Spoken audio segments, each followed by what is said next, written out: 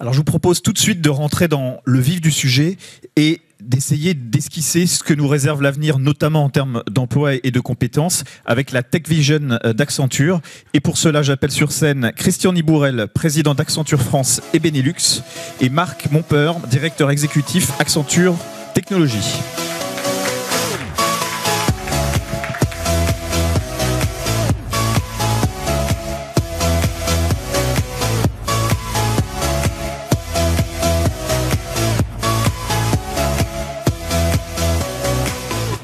Messieurs, c'est à vous. Très bien, écoutez, merci. Bonsoir à toutes et à tous.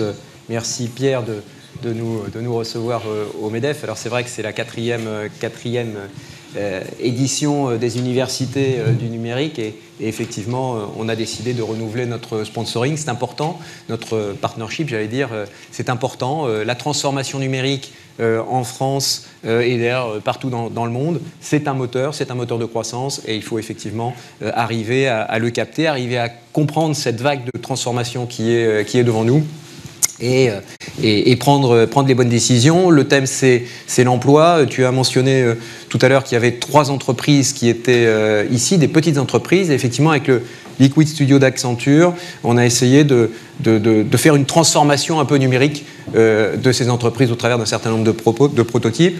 Et puis, on a fait l'escape game en bas, que je vous recommande, et puis utiliser la réalité virtuelle, immergez-vous. On a le HandiSwap cette année, autour du handicap en réalité virtuelle, et puis on a toujours le Gender Swap, qui est aussi intéressant en termes de scénario et de visualisation de ce que peut apporter la réalité virtuelle. Alors, pour démarrer ces 3 jours, on a décidé, comme l'an dernier d'ailleurs, de parler de Technology Vision, et j'ai demandé à Marc Montpeur d'être avec moi pour qu'on présente cette Technology Vision d'Accenture, j'irai en duo. Alors peut-être avant de rentrer dans le vif du sujet, je dirais, et Pierre l'a souligné, le monde est subi, ou en tout cas est en pleine mutation et en accélération. Et les technologies, le digital, accélèrent cette transformation. On est rentré dans ce que j'appelle moi l'ère du service depuis maintenant une vingtaine d'années, mais je crois que ce qui est particulier aujourd'hui, c'est que l'ère du service s'est transformée en ère de l'usage. Et cette compréhension de la consommation d'usage apportée par les technologies est un phénomène nouveau. Je crois qu'on ne l'a pas forcément capté. On commence à s'en rendre compte avec l'arrivée des plateformes. Les plateformes, c'est quoi ? C'est Uber. Les plateformes, c'est Airbnb. Les plateformes, c'est Blablacar. Les plateformes, c'est d'une certaine façon Booking. Toutes ces plateformes qui sont mises à disposition de nous tous et qu'il nous faut comprendre qu'en fait, la consommation d'usage, c'est ça. On consomme une partie de quelque chose, on n'a plus besoin de posséder un produit, on n'a plus besoin de posséder une voiture, on va consommer une partie d'usage qui répond à nos besoins et on va payer le juste prix de cet usage. Et je crois que ça, on vient de le voir à grande échelle. Et c'est ça, cette transformation qui nous apparaît. Cette transformation, elle apparaît pourquoi ? Parce que les consommateurs ont évolué, parce que vous, moi, c'est pas une question ni de gauche, ni de droite, ni d'organisation professionnelle ou d'organisation syndicale, c'est la réalité de la consommation d'aujourd'hui. Le consommateur d'aujourd'hui, vous et moi, on veut quoi ? On veut de l'hyper-personnalisation. Et l'hyper-personnalisation, elle arrive, pourquoi ? Parce qu'on a la data, on a les données individuelles, et puis on a les puissances de calcul.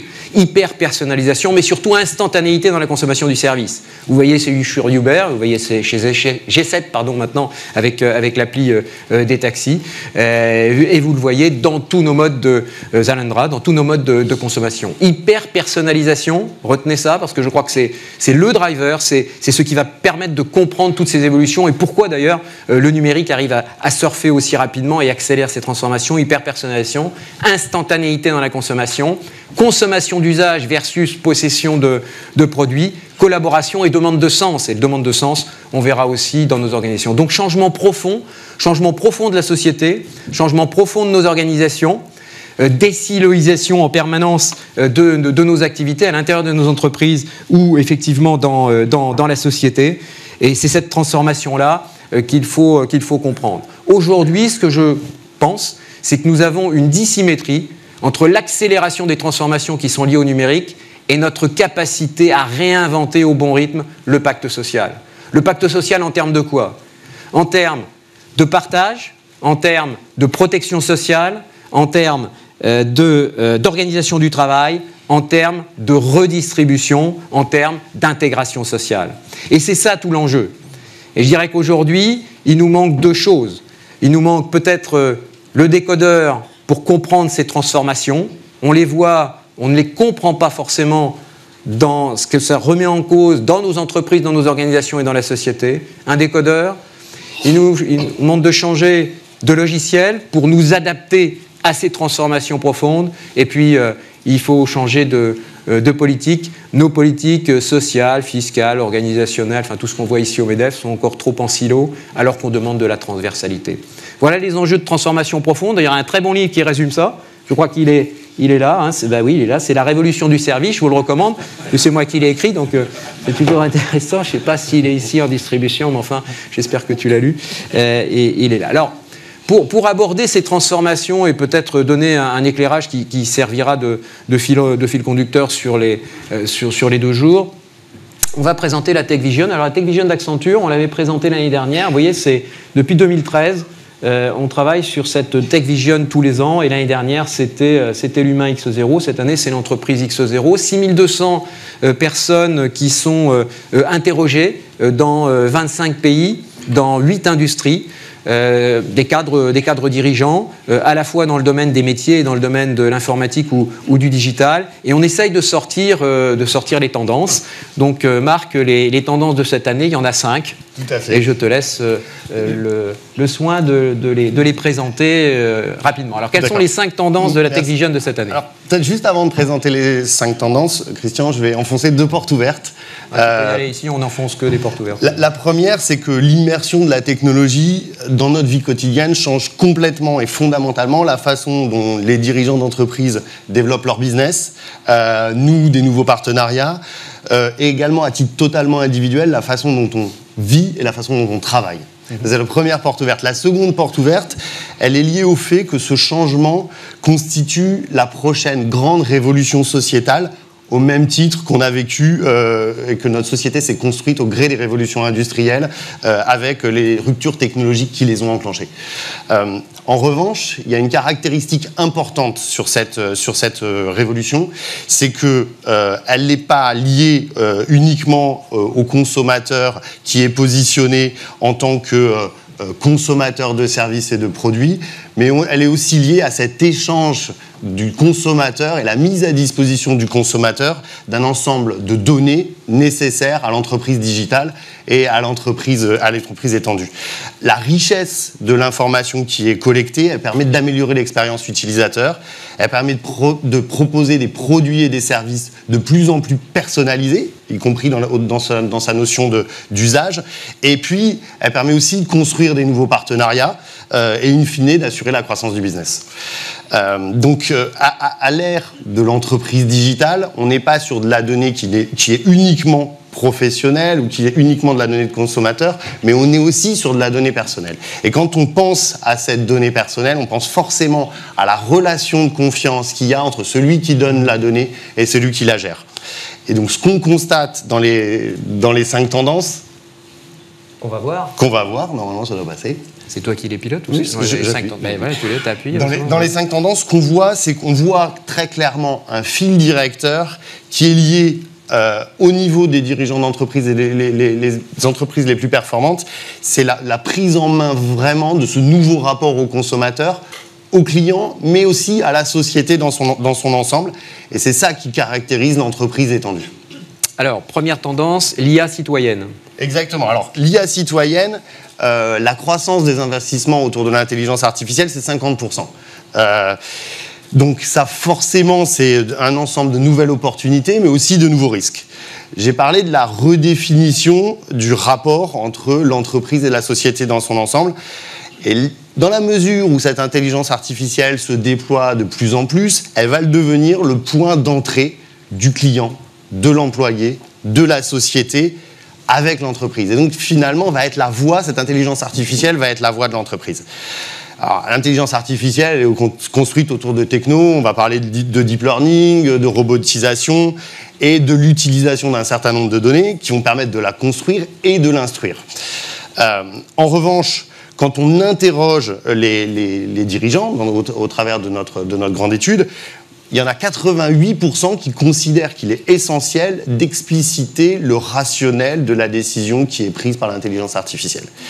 Et donc, quand on parle d'explicitation des motivations prises par l'intelligence artificielle, on dépasse la logique de traitement de données.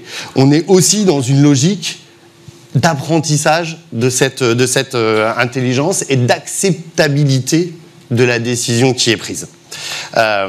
Pour faire le parallèle avec les enfants, avec l'éducation des enfants, on passe dans une logique uniquement d'apprentissage à une logique d'éducation, parce qu'on va porter à cette intelligence artificielle un ensemble de valeurs qui sont des valeurs que veut véhiculer aussi l'entreprise. Et c'est ce positionnement et cette tendance autour de cette IA citoyenne qui véhicule aussi les valeurs de l'entreprise qui est clé. D'ailleurs, le régulateur et l'Union européenne s'en est saisi. Au travers de la RGPD, chaque consommateur a le droit à avoir une explication de la décision qui est prise, qu'elle soit prise par un humain ou qu'elle soit prise par l'intelligence artificielle.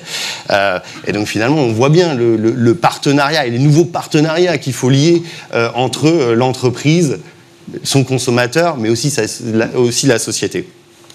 Alors tu parles de l'IA citoyenne, on voit les enjeux sur le domaine de l'emploi. Sur le domaine de l'emploi, alors il y a toujours, et ce qu'on voit de plus en plus, c'est tout ce qui est autour de la data science. C'est-à-dire que là, effectivement, cette data science va permettre de paramétrer, de construire, d'instruire cette intelligence artificielle, et c'est ça qui sont les nouveaux éléments importants autour de l'intelligence artificielle.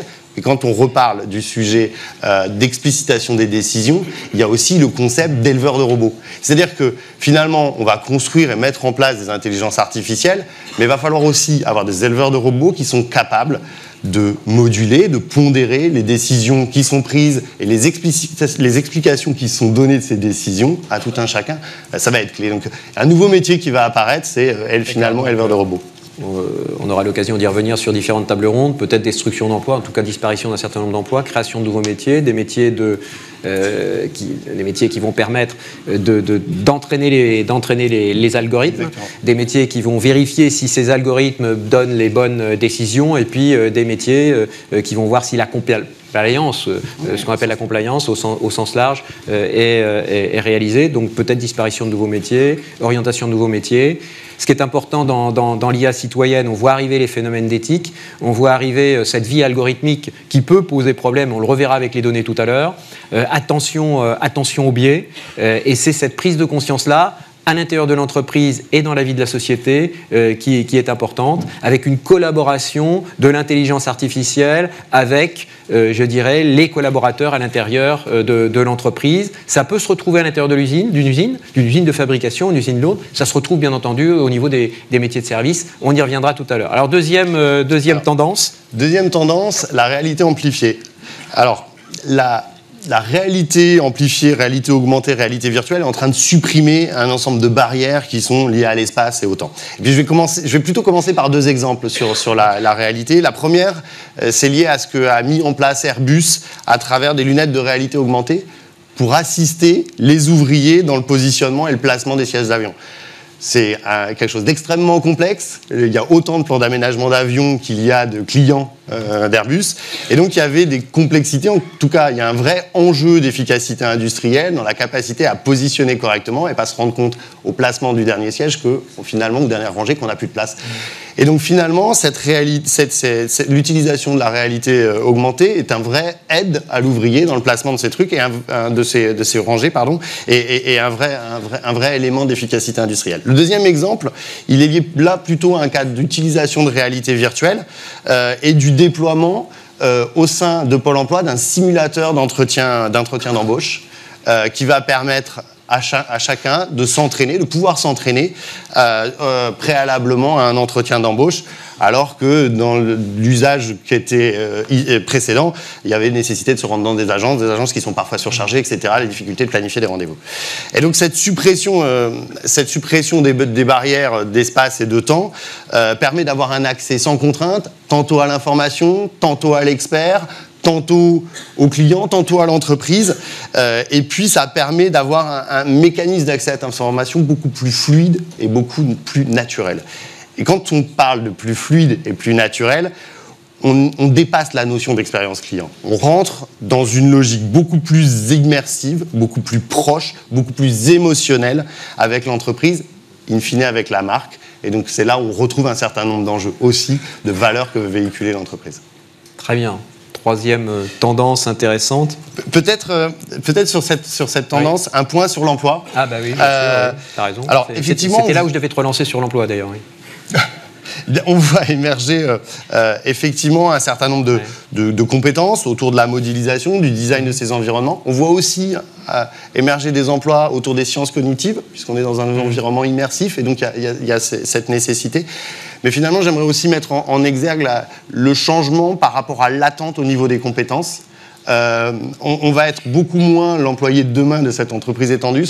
Les attentes par rapport à son expertise seront moindres, mais beaucoup plus par rapport à son adaptabilité et par rapport à sa polyvalence. Il sera accompagné, assisté par un certain nombre de choses. C'est-à-dire que tu peux déporter l'expertise ailleurs par rapport à un emploi qui sera d'exécution intelligent, drivé par l'extérieur. Tout à fait. Et donc du coup, on aura une attente beaucoup plus forte en adaptabilité et en polyvalence, puisque l'employé sera beaucoup plus accompagné, assisté dans son travail au quotidien.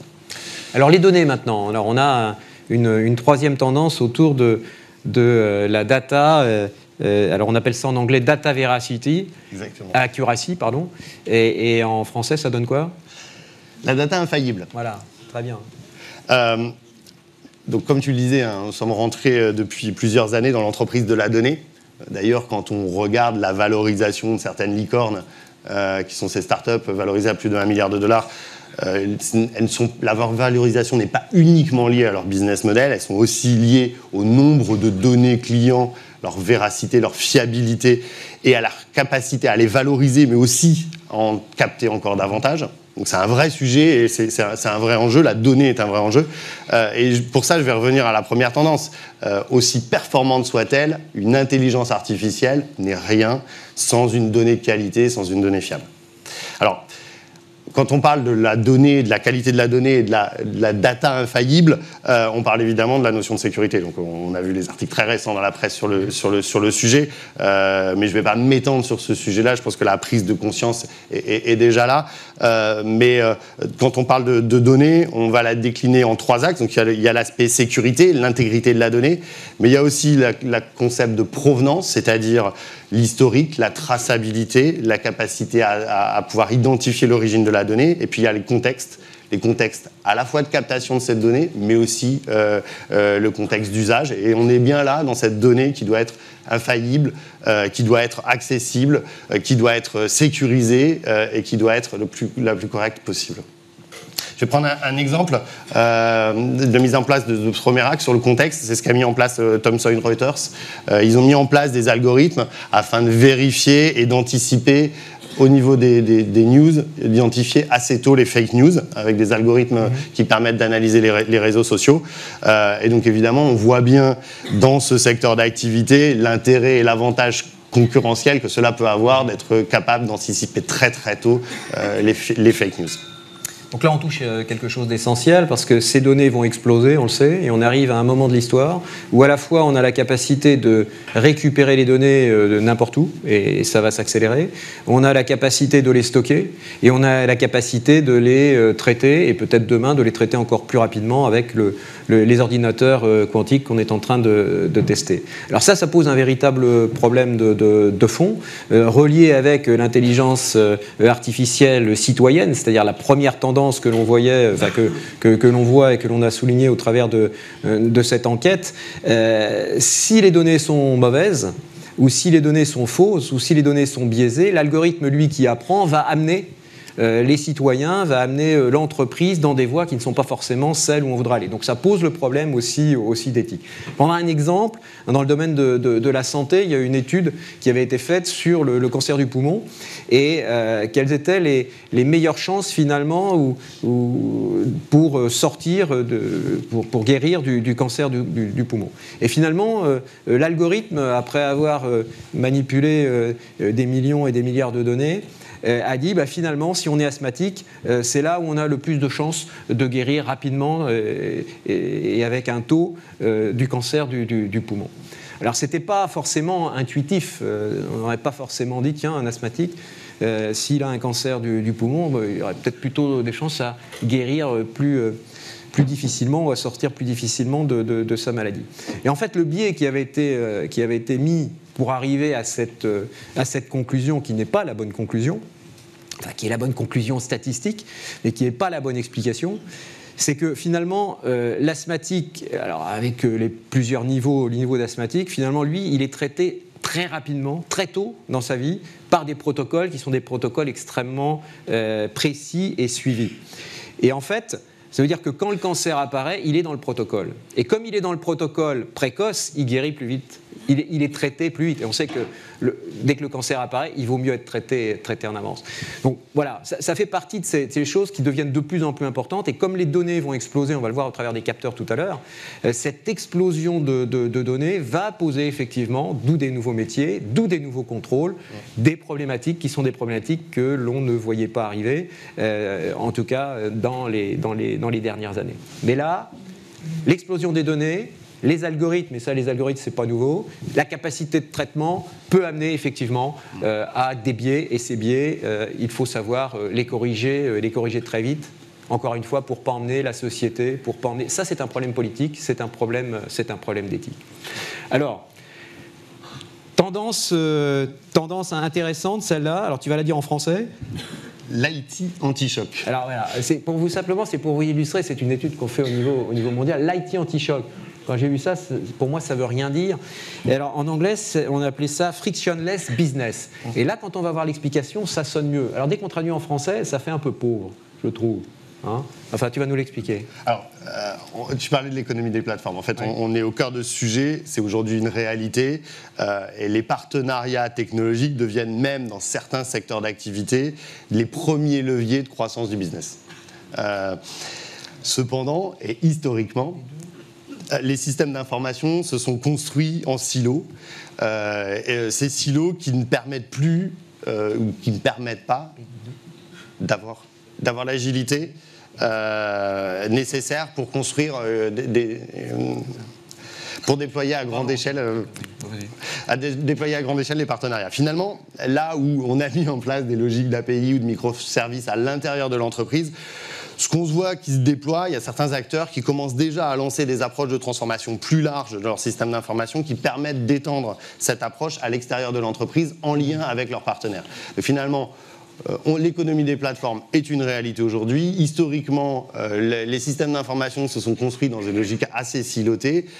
Ça se désilote à l'intérieur de l'entreprise, mais la tendance forte, c'est ce désilotage à l'extérieur de l'entreprise. Finalement, pourquoi ? Parce que la technologie ne doit plus être un frein à la mise en œuvre des partenariats business, mais ça doit être un accélérateur, voire dans certains cas une capacité nouvelle à nouer des nouveaux partenariats pour le développement de l'activité.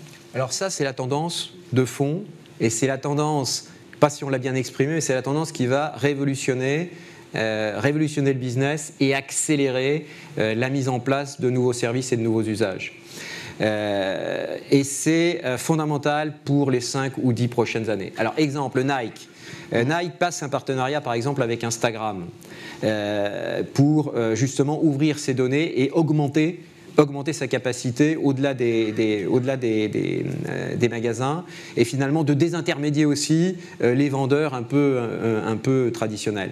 Il y a une norme là, qui vient de sortir, je crois que c'est au niveau européen, c'est la PD2. La PSD2, voilà, c'est pour ça que je te pose la question, c'est la PSD2. Alors cette norme PSD2, elle est là. Alors je ne sais pas si vous la connaissez, mais en tout cas c'est l'ouverture des données. C'est-à-dire que dans le monde bancaire, ça va être une révolution. C'est-à-dire la capacité à accéder les données du monde bancaire pour pouvoir faire des offres qui ne seraient pas faites directement par les banques. Alors, vous allez dire, mais pourquoi ce truc-là va arriver ? Ça va arriver parce que finalement, c'est aussi un moyen de démultiplier le business des banques. Donc d'accroître sans qu'il y ait un effort des banques, et c'est un moyen aussi de monétiser les données. Ça va être un changement, profond, et ça arrive aujourd'hui. C'est pour ça que je dis accélération des tendances. Accélération des tendances, transformation de la société, transformation des organisations, transformation des entreprises, nouveau pacte social. On est obligé d'y aller et on ne va pas assez vite. On ne va pas assez vite entre l'ancien monde et le nouveau monde. C'est cette accélération-là qu'il faut avoir. On l'a vu au travers de l'intelligence artificielle citoyenne. On le voit au travers des données qui doivent être des données de plus en plus fiables, donc des contrôles et puis toutes les problématiques d'éthique par rapport à ces algorithmes qui apprennent. Et puis on le voit par rapport à ce business, enfin cet IT anti-choc ou ce frictionless business, où là, on ouvre aujourd'hui ces données pour créer des nouveaux produits. C'est-à-dire que vous n'êtes plus obligé d'attendre. Si je prends un exemple, quel exemple je peux prendre ? Je suis un, je vais me planter. Je suis un producteur d'énergie, par exemple. Hein ? Par exemple. Je vais me planter. Je suis un producteur d'énergie. Je vais proposer effectivement cette énergie à un client. Et ce client, pour optimiser son énergie, il faut qu'il transforme son usine. Ben, plutôt que ça soit qu'il aille dans les circuits classiques de proposition de crédit en allant voir sa banque ou en allant chercher sur les marchés, en fait, le producteur d'énergie, via les données qu'il a de la banque, va être capable de proposer le produit en même temps. Donc le produit de crédit. C'est vers ça qu'on va. Sans que la banque, alors avec des algorithmes bien sûr et avec des process de contrôle, ait finalement à intervenir dans le process. C'est fondamental. C'est fondamental, ça va arriver et ça va arriver de plus en plus vite. Voilà, ça c'est ce qu'on appelle l'IT anti-choc en français, une architecture prête pour un écosystème à grande échelle. Alors, le dernier c'est l'Internet Thinking. L'intérieur de la pensée. Par exemple. Alors, on pouvait... L'élément déclencheur derrière cette tendance, et on pouvait considérer naturellement que la centralisation de la donnée via les approches de type cloud pouvait apparaître comme le chemin naturel pour la centralisation, la collecte et la diffusion de la donnée de l'entreprise et de ses partenaires. Et en fait, ce qu'on voit émerger, c'est un Internet qui est beaucoup plus hybride, qui est beaucoup plus distribué.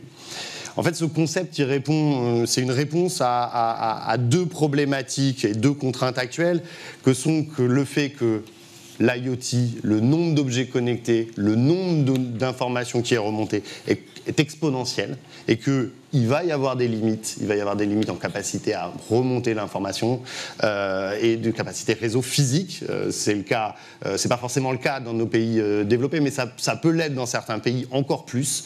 Et puis il y a une deuxième chose, c'est que la part de sécurité par rapport à ces informations qui sont remontées et l'acceptation de la transmission d'informations personnelles qui doit être prise en compte dans la façon dont les choses sont construites. À titre d'illustration, je peux parfaitement accepter que des alertes soient envoyées à mon médecin si j'ai un problème cardiaque. En revanche, je ne suis pas forcément d'accord pour que mon rythme cardiaque soit systématiquement envoyé à ce médecin. Donc on arrive à une logique où les objets connectés, qui sont des gros producteurs de données, seront de plus en plus intelligents. Et ils seront parfois basés sur des composants et des matériels spécifiques, des normes qui aujourd'hui n'existent pas et qui vont évoluer et être développées, pour répondre à la fois à ce besoin de collecte, mais aussi à cette nécessité de faire du pré-traitement, pour des questions de volumétrie, mais aussi pour des questions de sécurité de données et de ce qu'on est prêt à partager. Et donc, ça va évoluer. Et ce qu'on voit évoluer, c'est des fonctions de plus en plus évoluées, qui sont aujourd'hui plutôt basiques, mais qui, demain, vont être de plus en plus évoluées. Et donc, avec des objets connectés qui embarqueront une part d'intelligence artificielle propre, pas d'intelligence artificielle dans le cloud, mais d'intelligence artificielle propre, pour pré-traiter. Exactement. Alors, le point sur les objets connectés, est clé. On dit explosion de la data, explosion des données, explosion, pourquoi ? Parce qu'on les capte partout. Je vais vous donner un exemple d'une start-up qui est une start-up belge qui s'appelle ePeace et qui est spécialisée dans la récupération d'énergie ambiante. Alors, pourquoi ? Alors la récupération d'énergie ambiante, ça fait quoi ? Alors c'est de la micro-énergie, ça vous permet d'avoir des capteurs d'IoT, enfin d'objets, Internet des objets, ça vous permet d'avoir des capteurs qui sont complètement autonomes. C'est-à-dire qu'on n'est pas obligé d'avoir des batteries à l'intérieur qui vont, donc qu'il va falloir changer, qu'il va falloir recharger. Donc ces capteurs qui deviennent complètement autonomes, on va les trouver partout, y compris demain dans le corps humain. puisque avec le flux, la chaleur, les pas, vous allez arriver à ressortir ces capteurs. Donc, tout ce qui est en train de se structurer aujourd'hui, et ton point est complètement valide et important, c'est-à-dire de dire, plus j'ai des capteurs qui sont autonomes, plus je peux garder la donnée au niveau du capteur. La donnée, si je l'envoie dans le cloud, j'ai un problème de sécurité. Et puis j'envoie des tonnes de données. Donc je peux aussi traiter la donnée au niveau du capteur, la rendre plus intelligente, parce que je l'ai déjà travaillé soit avec des algorithmes, soit avec d'ailleurs n'importe quoi, en combinant un certain nombre de capteurs et renvoyer juste la valeur ajoutée de la donnée. Et pas les données, mais la valeur ajoutée de la donnée. Et ça devient aussi fondamental et ça s'accélère. Ce n'est pas des choses qu'on aurait vues il y a 5 ans. Ce n'est pas des choses qu'on aurait vues il y a 2 ans. On pouvait peut-être les anticiper, les pressentir, mais en tout cas, on ne les voyait pas arriver. Alors quand on voit tout ça, ces cinq tendances que l'on a captées, on voit l'accélération, on voit la puissance de transformation, on voit le désilotage. On voit arriver les nouveaux métiers dont Pierre parlait tout à l'heure. On peut en voir disparaître, mais je dirais pas plus que quand on est passé de l'ère agraire à l'ère industrielle. Quand on était à l'ère agraire, l'arrivée de la mécanisation a fait détruire des emplois, puis on a créé d'autres. Quand on est passé à l'ère industrielle, à un moment donné, les usines se sont robotisées et on a vu des emplois disparaître. Et puis maintenant, on arrive dans cette ère des services où le tertiaire va être aussi impacté par ces phénomènes-là. Et moi, je dis souvent que la prochaine crise sera la crise des services. Pourquoi ? Si on ne l'anticipe pas, si on ne comprend pas ces phénomènes, on sera dans cette crise-là. La seule solution pour sortir par le haut, c'est d'embrasser ces technologies, c'est d'embrasser cette formidable dynamique que l'on voit apparaître, pour en tirer la puissance en termes de création de valeur et d'augmentation de richesse. Mais encore faut-il la comprendre et encore faut-il arriver, on la comprend parce que on est tous ici autour de cette scène et on comprend ces phénomènes. Mais on n'arrive pas à les traduire en conséquence de pacte social. Et c'est ça qui est le point essentiel. On le verra tout à l'heure en termes de formation, en termes d'intégration, en termes de montée en gamme de l'ensemble des secteurs économiques, de l'industrie, des services, du commerce, du bâtiment. Cet ensemble de secteurs montera en gamme par cette intelligence-là. Et cette intelligence-là, il faut savoir en France, la capter et la libérer, et pas la contraindre au travers d'une organisation de travail, de fiscalité et d'un pacte social qui n'est pas le bon. Et c'est ça le point qui est fondamental, en mettant les garde-fous qu'on a vus autour de l'éthique. Donc c'est ça qui me paraissait fondamental. Un point de conclusion sur cette étude avant d'annoncer celle de l'année prochaine ? Un point de conclusion, je pense qu'effectivement les 5 tendances qu'on voit de façon assez claire, c'est cette prise de conscience par les dirigeants d'entreprise de la nécessité de partager, de véhiculer ce contrat social d'entreprise.